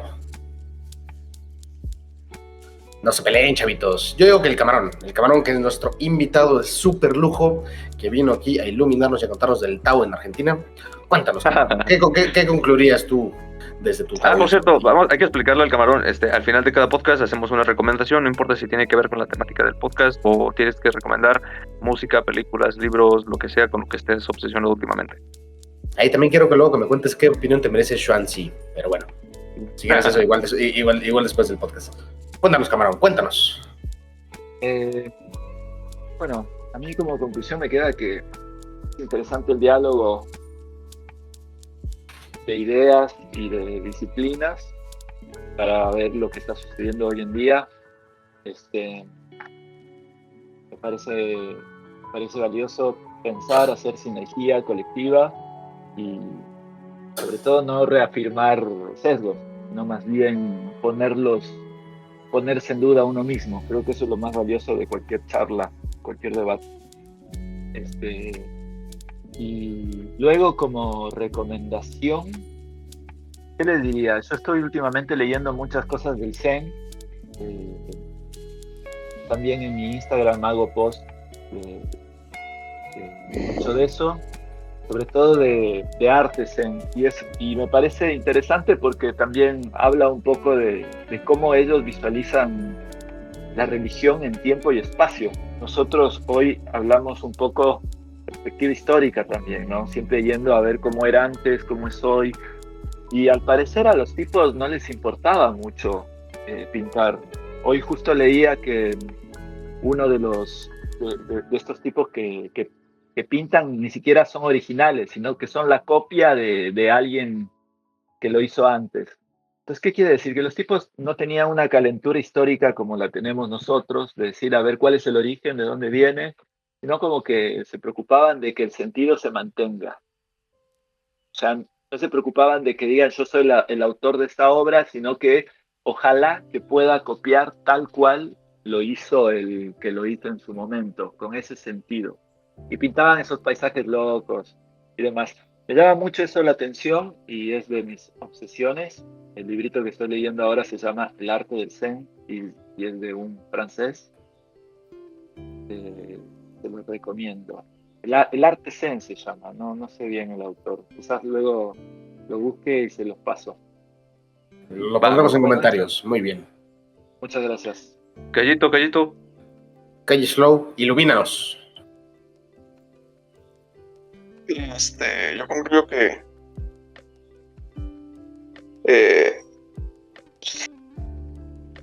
la verdad, cabrón. yo creo que está cabrón. No, No, está cabrón. vean, Callito vean, su tío rancio. vean Pluribus, nada, no es cierto. Ay, güey. Yo creo que de todo esto hablaba Alfredo Adame con Magali Chávez, la verdad, ahora que mencionaste a Magali Chávez, César. ¿Qué pedo? ¿Estabas hablando de Magali Chávez? Y mi recomendación es, no sé, la verdad, yo creo que podré recomendar, pues sí, Pluribus, sale. Va. Yo he estado jugando bastante Blasphemous 1, por fin saqué el final verdadero. Blasphemous tiene una interesante lección, depende de cómo se lea, claro, y es el típico juego que tiene propaganda católica incluida sin querer. Bueno, claramente es queriendo, güey, no mames. Blasphemous 1 tiene un final que dice ve a misa, y otro final que dice mata a Dios. El final que dice mata a Dios es el verdadero, y ahorita estoy jugando Blasphemous 2. Son juegazos, güey, tienen muy buen arte. Lástima que en el Blasphemous 2 no continuaron con el pixel art. Y eso. Otra cosa, síganme en TikTok, búsquenme como Max Nicea, y hasta ahí, chavos. Vean la esotería. Pues bueno. Yo por concluir la religión, pues es básicamente todo lo que dijimos ya en podcast. La religión es un asunto bien mundano, o sea, la única es aquella razón por la cual la gente se sigue congregando y se congrega de manera reiterativa. Todos los güeyes que andan con mitologías y lo que eras de esas simplemente atienden a una mitología esotérica, un cuento chafa que puede o no ser útil relativamente, y uno tiene derecho a participar de cualquiera de ellas cuando quieran, pero entiendan que en capitalismo eso solo es otro modo de consumo. Y no hay nada más desgraciado que tener un mito falso para explicar la realidad. Justamente tenemos que ver con Piaget. Toda la tragedia que pasó con la conquista tuvo que ver con que la gente, por querer meter con calzador y a punta de madrazo a Cristo en esta tierra, significó el genocidio de culturas, conocimiento y temas interesantes. Es decir, si van a ser unos esotéricos, no sean unos esotéricos déspotas, chavos. ¿Y yo qué les recomiendo? Les recomiendo que se piquen el culo. Esa es mi recomendación. Es una gran modo de autoexploración. Y si quieren averiguar si religiosamente quieren averiguar qué hay dentro de ustedes, güey, me parece una buena manera de empezar así, picándose el culo. Porque empiezan a estar dentro de ustedes mismos. Por cierto, yo no di mi conclusión, güey. En conclusión, el César es un perennialista dado vuelta y un cerdo capitalista. Hasta luego. Así es, un penealista, muy bien.